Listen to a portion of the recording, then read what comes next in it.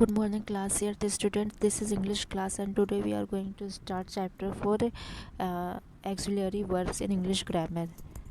An auxiliary is a verb used in conjunction with other verbs to form the tenses, modes, voice, etc.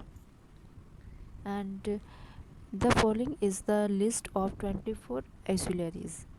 Okay, and these are also called the special verbs, and 24 auxiliaries are: be means am, is, are, was, were; have, has, had; do, does, did; shall, should, will, could, can, could; may, might; must, ought; need, dare, used.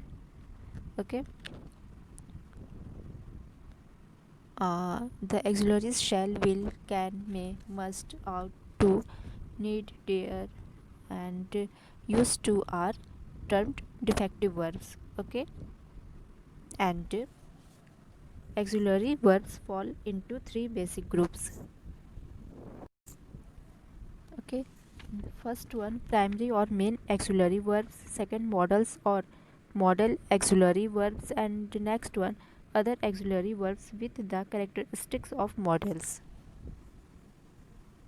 First one, primary or main auxiliary verbs. The primary auxiliary verbs are called so because they are the most used in forming tenses, negatives, and questions. These are forms of the verbs be, have, and do.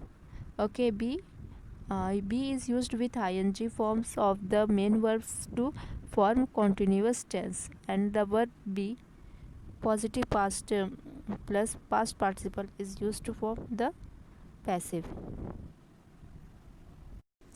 And our next auxiliary verbs is modals or modal auxiliary verbs. Modal auxiliary verbs are also helping verbs.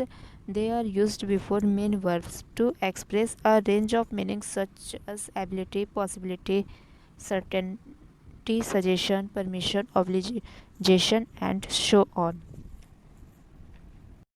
Next one, other auxiliary verbs with the characteristics of modals. Look at these sentences. I will be able to finish this today.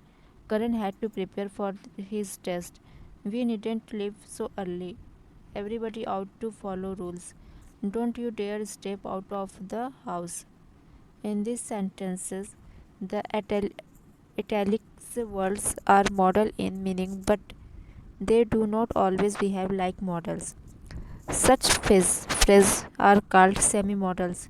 Some of these are: be about to, be able to, be likely to, had better, have to, ought to, used to, need to, dare, and would rather.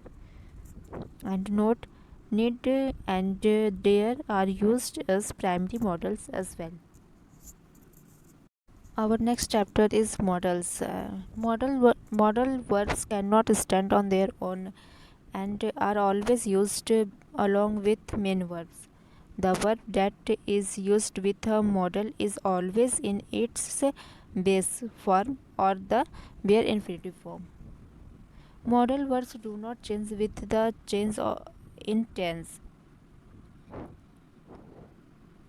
This means that modal verbs do not have ed forms. Some modals do have past tense form, however, these forms have their own independent uses, like this: could, can, could, may, might, will, would, shall, should.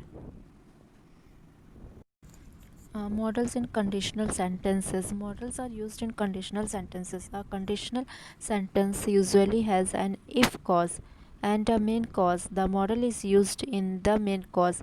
We use could, would to talk of situation that may be unreal or cannot be fulfilled. Example: if I had time, I could go to the gym. If I had come to Pune, we could have met. Sometimes we have from probable conditions with should. Should he trouble you, please tell me. Should they reach early, ask them or wait.